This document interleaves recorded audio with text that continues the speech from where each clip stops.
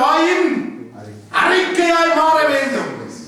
கடந்த வாரத்தில் சொன்னேன், வியாதி என்று சொன்ன ஐயோ வியாதியா, ஐயோ வியாதியா, வியாதியா, கேன்சர் கேன்சர், ஐயோ வியாதியா. வேதம் சொன்னது வாதையும் கூடாரத்தை அணுகாது பொல்லாப்புனக்கு நேரிடாது. அதுதான் சட்டம். வேத வார்த்தை என்ன சொல்றது? வாதையும் கூடாரத்தை அணுகாது பொல்லாப்புனக்கு நேரிடாது. அவருடைய தழும்புகளால் குணமானீர்கள். அவர் அக்கிரமங்களை எல்லாம் மன்னித்து நோய்களை எல்லாம் குணமாக்கி என் பிராணனை அளவுக்கு விலக்கி மீட்டார். தம்முடைய வார்த்தை அனுப்பி குணமாக்கினார். இது ஏற்கனவே தேவன் நமக்கு கொடுத்து விட்டார். அப்படி என்று சொன்னால் வியாதி எனக்குள்ளே வந்த உடனே நான் என்ன செய்ய வேண்டும்? சுதாரித்துக் கொள்ள வேண்டும். இப்பொழுது சட்டவிரோதமாய் ஒருவன் உள்ளே நுழைந்தார். சட்டம் என்ன சொல்லுது? வியாதி அணுகாது, தடுப்புகளால் குணமானீர்கள், வார்த்தை அனுப்பி குணமாக்க. இதுதான் நம்முடைய வாழ்க்கை தரம். அப்ப நாம என்ன செய்ய வேண்டும்? இப்ப சட்ட விரோதமா ஒருவன் உள்ளுக்கு நுழைஞ்சினா நாம என்ன செய்வோம்? என்ன செய்வோம்? என்ன செய்வோம்? பொழுது கடிப்போமா? இல்ல. நமக்கு இருக்கிற அதிகாரம் இயேசுவின் நாமத்தில் போ, என்னுடைய வீட்டை விட்டு, என்னுடைய சரீரத்தை விட்டு போ. இதுதான் நம்முடைய ஜெபம். இயேசுவின் நாமத்தில் என் சரீரத்தை விட்டு வெளியேறி போய்விடு. ஏனென்று சொன்னால் உனக்கு இங்க இடம் இல்லைன்னா வேதம் சொல்லுது வாதை உன்னை கூடாரத்தை அணுகாது பொருளாப்புனக்கு நேரிடாது. வந்துட்டியா போ, அவருடைய தழும்புகளால் குணமாக என்னுடைய சரீரத்தை விட்டு போ. இதுதான் நம்முடைய அடிச்சு கலைக்கத்தான் வேணும். எத்தனை நாளைக்கு அடிச்சு கலைக்கிற? வர வர அடிக்கத்தான் வேணும். அது வர வர அடிக்கத்தான் வேணும். அப்ப அதுக்கு தெரியும் இவன்கிட்ட போயிடலாம். ஒரு நாளைக்கு இவன் தன் வீட்டுல இடம் கொடுக்குறாங்க. எப்ப போனாலும் வாசலுக்கு போகக்கூடாது, நாய் அடிச்ச மாதிரி அடிச்சு கலைக்கிறாங்க. அதனால என்ன செய்ய முடியாது? இவனுடைய வீட்டுக்குள்ள மட்டுமே கால் வைக்க முடியாது. சொன்னா இவன் சும்மா எழுதி போட்டிருக்கல, வாசல் எழுதி போட்டிருப்பாங்க வாதையும் கூடாரத்தை அடிக்க. சும்மா எழுதி போட்டிருக்க இல்ல, கடையில வித்ததுனால வசனம் நல்லா இருக்குன்னு எழுதி போடல. இவன் உள்ளத்திலே விசுவாசித்து வாயிலே அறிக்கை செய்கிறதுனால இந்த வசனத்தை எழுதி போட்டிருக்கிறார். அதனால நான் என்ன செய்ய முடியாது? இந்த வீட்டுக்குள்ள போக முடியாது. அதனால நான் இன்னொரு வீட்டை தேடுவோம். இதுதான் உண்மை. அதனால நாம உலகத்தோடு ஒத்த வேஷம் போடக்கூடாது. மற்றவர்கள் என்ன சொல்லுவாங்க? வியாதிகள் வாழ்றது சகசம். இன்னொன்னு சொல்லுவாங்க, நாளைக்கு என்ன நடக்கும் என்று ஆருக்கு தான் தெரியும். இதான் உலகத்தாருடைய பேச்சு. நாளைக்கு என்ன நடக்கும் என்று யாருக்கு தெரியும்? ஆனால் கர்த்தர் நமக்கு என்ன சொல்லி இருக்கிறார்? நான் கடைசி வரைக்கும் உங்களோடு கூட இருப்பேன். பொல்லாப்பு உங்களுக்கு நேரிடாது. அதனால பக்கத்தில் உள்ள உலகத்தார் நாளைக்கு என்ன நடக்கும் என்று தெரியாது. நோய் ஒன்று சுத்தி திரியுதான்.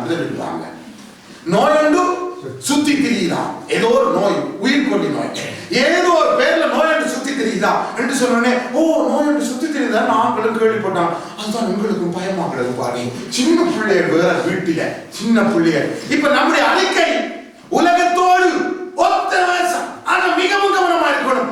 உலகத்தார் அப்படி அறிக்கைப்படினால் நாம சொல்ல வேண்டும். அப்படியே வார்த்தையை முன்னிட்டு, அப்படியே வார்த்தையை முன்னிட்டு, அந்த வல்லமை ஜீவனும் ஆவியும் உள்ள வார்த்தையை முன்னிட்டு நாம சொல்ல வேண்டும். என்ன? வாதையின் கூடாரத்தை அணுகாது. அப்படி வந்தால் நம்முடைய தழும்புகளா நாங்கள் சுகமாவோம். இதுதான் நம்முடைய அறிக்கை. இதுதான் ஒரு மனுஷன் இந்த வார்த்தையை தன்னுடைய வாழ்க்கையிலே மாம்சத்திலே பெற்றுக் கொள்கிறது.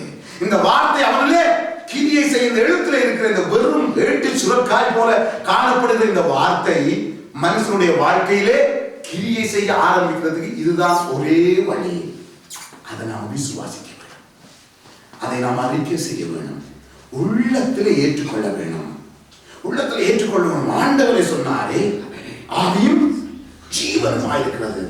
6ஆம் அதிகாரம் யோவான் நான் பேசுகிற வார்த்தைகள் ஆவியும் ஜீவன். அப்ப அதுக்கு ஒரு வல்லமை இருக்குது. நம்ம பேப்பர்ல எழுதி இருக்கிறது நினைக்கிறோமா? அதுக்கு என்ன இருக்கிறது? வல்லமை இருக்கிறது.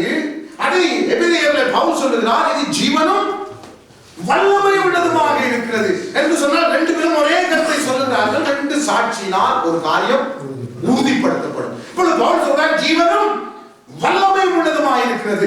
ஆகவே இந்த வார்த்தை இது ஒரு லேசானது அல்ல. ஏனென்று சொன்னால் இது கிரியை செய்ய வல்லமை உள்ளது. அதை நம்ம விளங்கத்தக்கதாக தேவன் இந்த வார்த்தையை நமக்கு பேப்பர்ல எழுதி கொடுத்திருக்கிறார். அந்த வார்த்தைக்குள்ளதான் சகலமும் அடங்கி இருக்கிறது. இதை விசுவாசித்து நாம் உள்ளத்திலே அறிக்கை செய்ய வேண்டும். மீகாவை எடுத்துக் கொள்ளுங்கள். மீகா 2:7 வாசிக்க கேட்போம். யாக்கோபு வம்சம் என்று பெயர் பெற்றவர்களே, கர்த்தரின் ஆவி குறுகி இருக்கிறதோ, அவருடைய கிரியைகள் இவைகள் தானோ. செம்மையாய் நடக்கிறவனுக்கு என் வார்த்தைகள் நன்மை செய்யும். ஆமென். என்ன சொல்லிவிட்டார் ஆண்டவர்? என் வார்த்தைகள். நான் என்று சொல்றீங்க. நாம யாரை பிடிக்கிறோம்? நீர் ஏதாவது நன்மை செய்யுங்க தாவே. இப்ப பைபிள் இங்கே வச்சாச்சு, வச்சுட்டு பைபிளை வச்சுட்டு போயிட்டு ஜெபிக்கிறதுக்கு நீர் நன்மை செய்யுங்க தாவே, நீர் நன்மை செய்யுங்க தாவே. ஆனா அவர் என்ன சொல்லுகிறார்? என் வார்த்தைகள் உனக்கு நன்மை செய்யாதோ, என் வார்த்தைகளுக்கு ஜீவனும் வல்லமையும் ஆணையும் இல்லையோ, என் வார்த்தைகளுக்கு உண்டு. ஆகவே என் வார்த்தை நீ விசுவாசிக்காமல் எங்க வருகிறாய்? நீ ஆண்டத்துல வருகிறாய். என் வார்த்தை நான் உனக்காக அழகா எழுதி கொடுத்திருக்கிறேன். உன்னுடைய எல்லா தேவைகளுக்கும், உன்னுடைய எல்லா பிரச்சனைகளுக்கும், உன்னுடைய எல்லா வியாதிகளுக்கும், உன்னுடைய எல்லா காரியங்களுக்கும் நான் அழகாய் ஏற்கனவே எழுதி கொடுத்து விட. நான் பேர் சொல்லதான் இதே இது நோட்டா இருந்திருந்தா நீ எப்பயோ தூக்கி என்ன செய்திருப்ப, பேங்க்ல போட்டு போக்கெட்ல அடிச்சு பெரிய காரியம் செய்திருப்பா.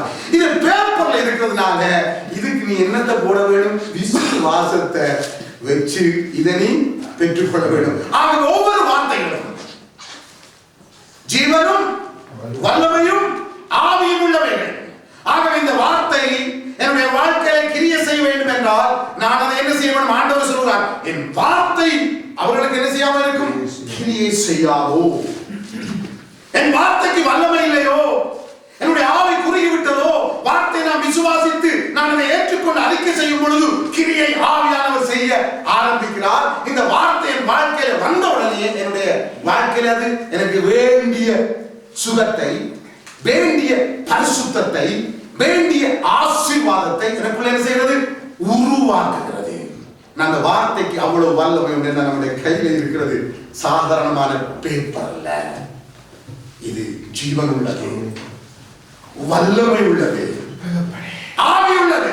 அதனாலதான் நீதிமொழிகளை எடுத்துக்கொள்ளுங்கள். நீதிமொழிகளை எழுதும் பொழுது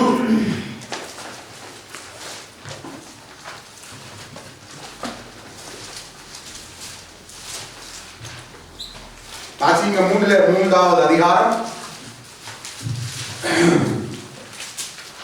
1 என் மகனே, என் போதகத்தை மறவாதே, உன் இருதயம் என் கட்டளைகளை காக்க கடவது. அவைகள் உனக்கு நீடித்த நாட்களையும் தீர்க்க ஆயுசையும் சமாதானத்தையும் பெருக பண்ணும். கிருபையும் சத்தியம் உன்னை விட்டு விலகாது இருப்பதாக நீ அவைகளை உன் கருத்திலே பூண்டு அவைகளை உன் இருதயமாகிய பலகையில் எழுதிக்கொள். ஆமென். என்ன விலகக்கூடாது? கிருபையும் சத்தியமும் விலகக்கூடாது. ரெண்டும் மிக முக்கியம். கிருபையும் சத்தியமும். ஆக சத்தியம் ஒருவனுக்குள்ள வந்துட்டால் அதோட சேர்ந்து என்ன வந்துடும்? கடந்த வார்த்தையை பார்த்தோம், கிருபை தானா வந்துடும். சத்தியம் எனக்குள்ள வந்துட்டால் கிருபையும் கூட வந்துடும். அப்ப ஆண்டவர் சொல்லுகிறார், கிருபை விலகக்கூடாது, சத்தியம் விலகக்கூடாது. இது எல்லாவற்றையும் எழுதி என்ன செய்யட்டாம்? எங்க போடட்டாம்? என்ன செய்யலாம்? திரும்ப வாசிங்க. 3வது, கிருபையும் சத்தியம் உன்னை விட்டு விலகாது இருப்பதாக நீ அவைகளை உன் கழுத்திலே பூண்டு அவைகளை உன் இருதயமாகிய பலகையில் எழுதிக்கொள். ஆமென். என்ன செய்யலாம்? ஆண்டவர் வசனங்களை எல்லாம் எழுதி எங்க தொங்க விடட்டாம்? நகநட்டு போடுறாங்க. அதுக்கு பதிலா வசனங்களை எல்லாம் அச்சடிச்சு கழுத்து ஒரு பெரிய தொங்கமா போட்டு ஒரு 10 பவுன் இடையில வசனங்களை விட்டு கொண்டு போற இவ்வளவு நல்லா இருக்கு. ஆண்டவர் சொல்லுகிறார், வசனங்களை எல்லாம் என்ன செய்யட்டாம்? உன் கழுத்திலே போட்டுக்கொள், இதயத்துல எழுது, கழுத்துல தொங்க விடு. நமக்கு வேடிக்கை இருக்கலாம். அதனுடைய அர்த்தம் என்ன? அப்படி தொங்க விட சொல்றாங்க இல்ல, அவ்வளவு உனக்கு முக்கியமாக கடவுது. ஐயோ நகை இல்லாட்டி என்னால வாழலாம் என்று சொல்லுகிற அளவுக்கு நீ நகையில பிடிக்கப்படுத ஆண்டு சொல்றாங்க. அதே மாதிரி வசனத்துக்கு சொல்லு, அதே மாதிரி வசனத்துக்கு சொல்லு. ஆண்டவர் நல்லவர். ஆபிரகாம் பார்த்து சொன்னார், உன் மனைவி சொல்ற எல்லாத்தையும் கேளு.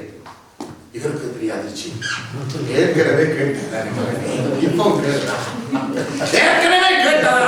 அதை கேட்கலாம், இதை கேட்கக்கூடாது. ஆனாரோட சேரும் என்று சொன்ன உடனே அதுக்கு ஒரு கதையும் உடனே ஆமென் போட்டவர்.